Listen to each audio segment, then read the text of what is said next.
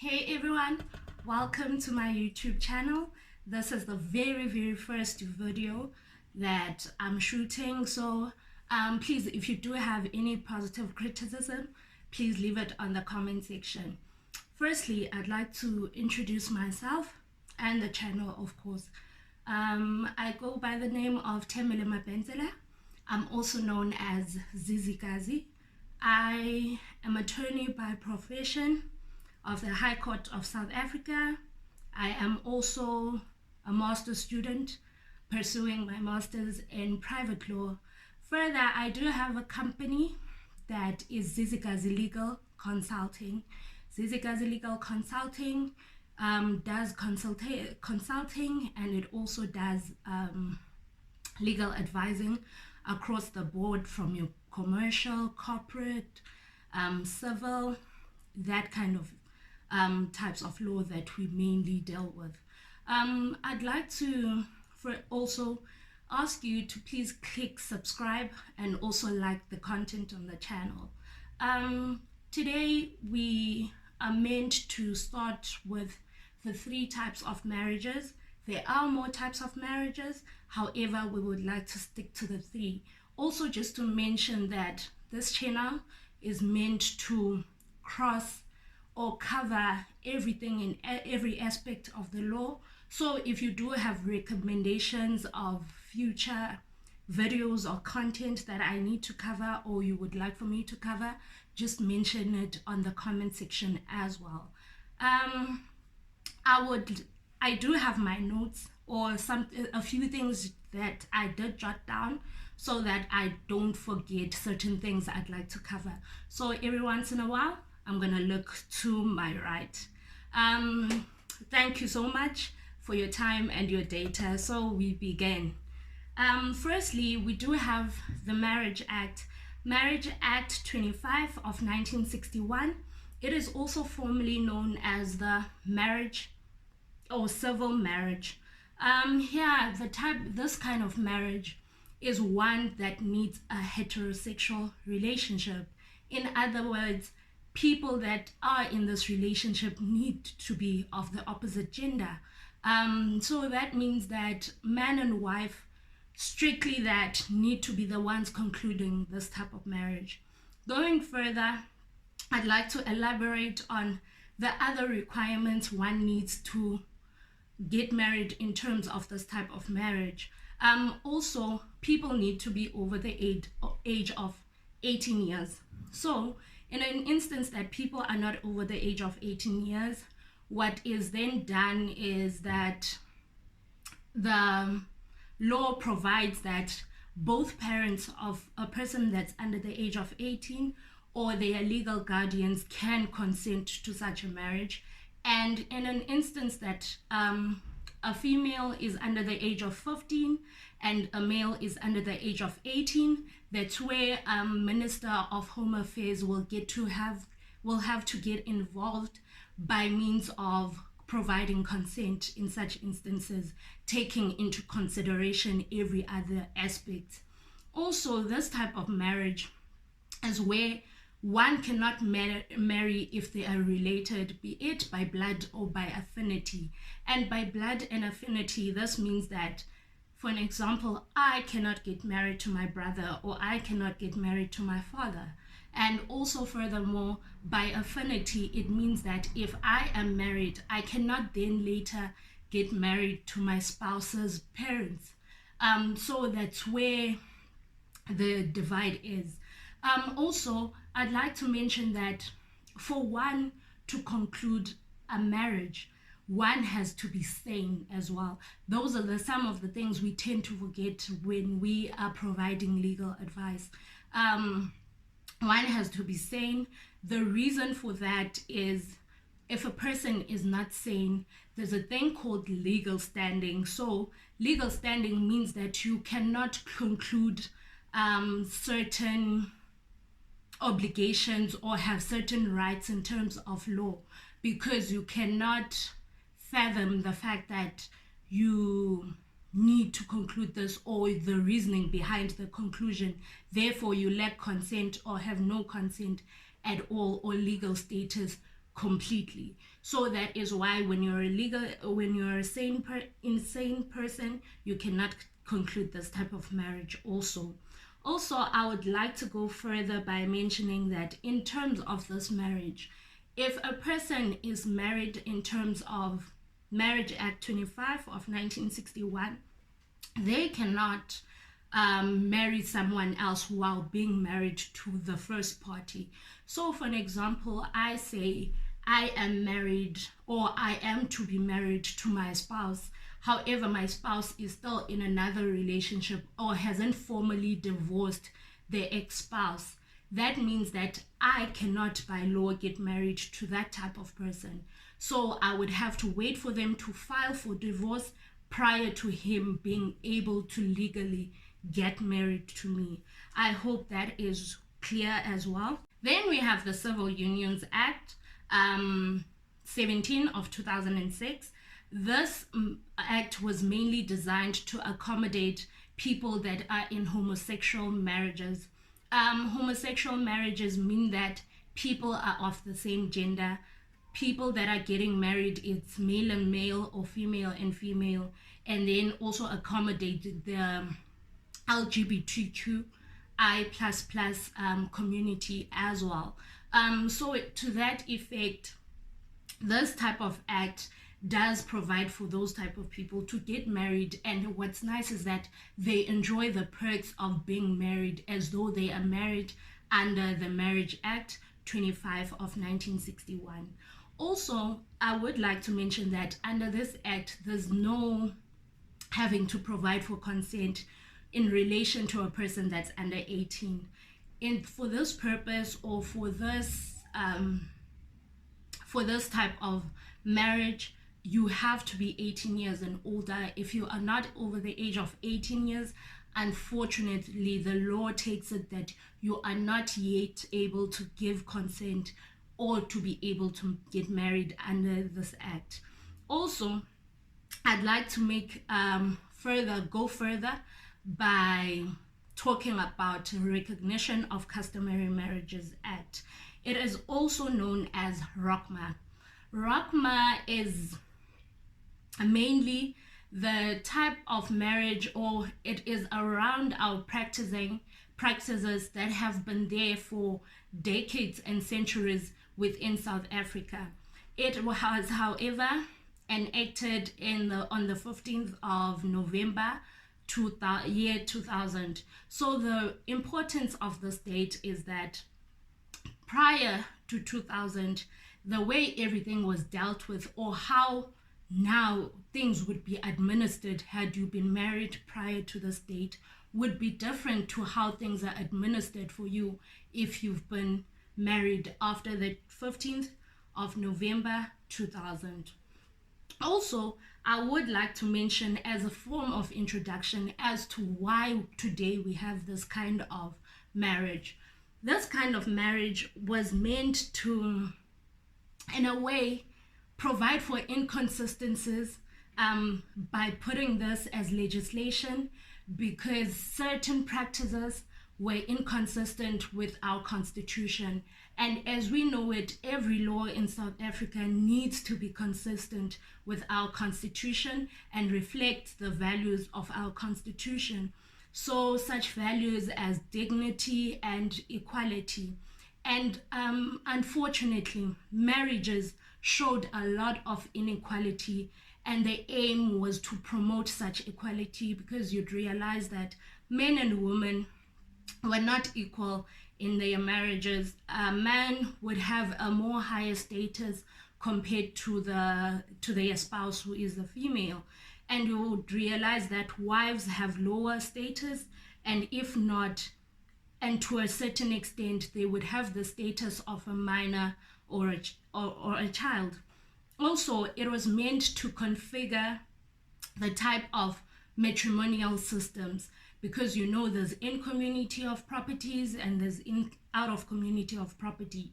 So you realize that in having such an act, it then regulates whether the marriage would be in or out of community of property.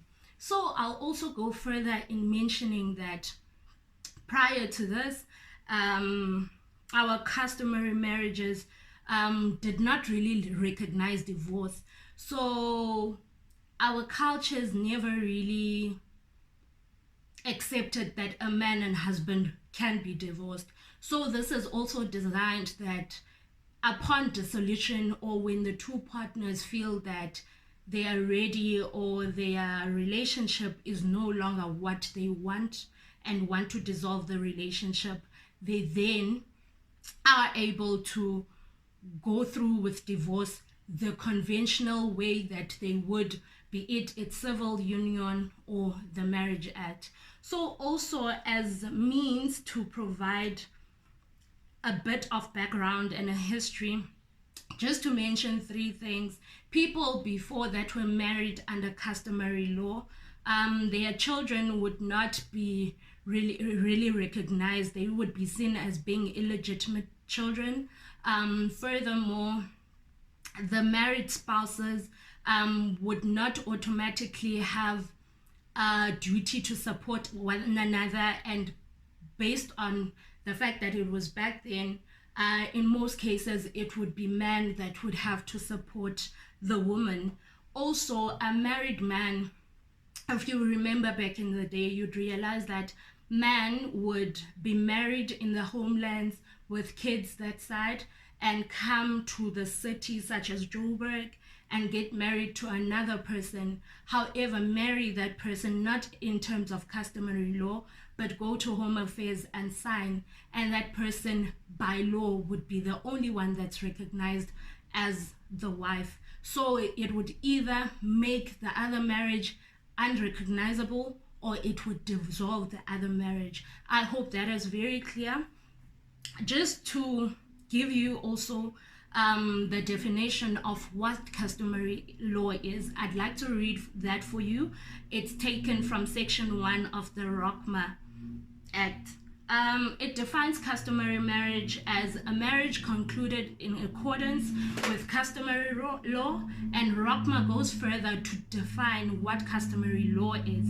It says that it is customs and usages traditionally observed among indigenous African people, specifically South Africans, in which form part of the culture of the people. So it's the different cultures that we know that are in South Africa. So I think it relates to that.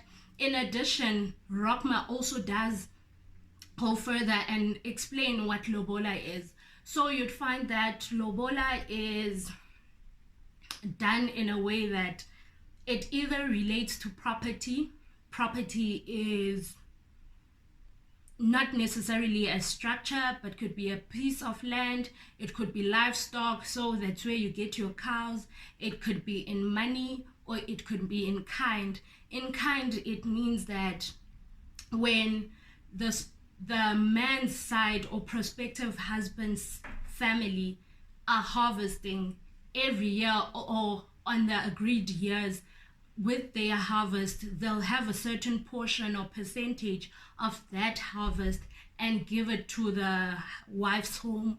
Or it relates to things such as when it's time to plow, go to the fields, the husband's home for the next 5 or 10 years will ensure that their wife's home, also their fields, are plowed by them. So it happens in many different things, but the most popular type in these modern times, you'd find that it's money or it's in cows. So I wanted to explain that as well. And this act also emphasizes the importance of the head of the families of both prospective spouses. So that means that it doesn't necessarily have to be the father or the grandfather of the home. It just points to the effect of the negotiators or the head negotiators of the people that will be busy with the lobola. Also, the final thing I'd like to mention that is very important when it comes to this type of marriages are the requirements. All the requirements need to be met. You do not take a few requirements off.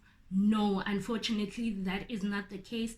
every requirement need to be met for you to be fully recognized as a spouse, either a wife or a husband. So I'm going to start off by mentioning that marriages must be negotiated, entered into, and celebrated in terms of customary law.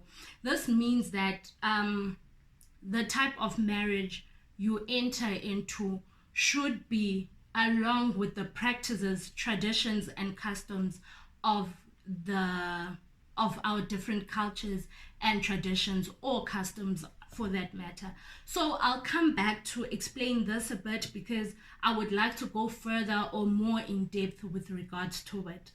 Also, the payment of lobola is not necessarily a specific requirement, but because the above mentioned text, I mentioned that it should be practices, customs, and traditions. So in terms of our cultures, if that is not done, if lobola is not done, then one is not really recognized. So in other words, the law doesn't necessarily focus on lobola, but because traditions focus on lobola specifically, then ultimately the law has to check on lobola, whether has it been concluded or not, because it's part of the customs and traditions and practices. So there needs to be an agreement on delivery of lobola. So this agreement does not necessarily mean that everything should be paid off at once, or by the time these people conclude their marriage, everything needs to be paid off. Because in Xhosa, there is a saying that says, ilobola ayigqitywa. It means that you cannot really finish lobola. Some do these days, but it's just an old saying, and certain people still have a belief for that or in that. So I'll also go further in explaining that in an instance that the two negotiators or the two families negotiate and come to a conclusion that we want such and such amount of money, or we want so many cows, you don't necessarily have to bring all of them for you to get recognition.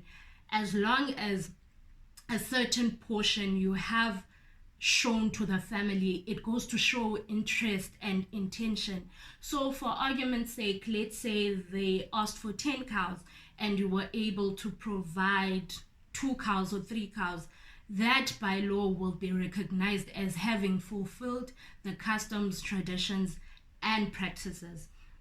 Also, the handing over of the prospective wife to the husband's family or to the family himself, it ties in with the celebration that I recently spoke about. This, in many occasions with my clients or with conversations that I've been having with colleagues, the fact that people normally think after lobola negotiation they are officially married. However, that's not entirely true. It just means that you've met some of the requirements that need to be concluded, and the celebrating is one that solidifies or gives that thing that officially you are now spouses. So I'll make an example of certain things that are done.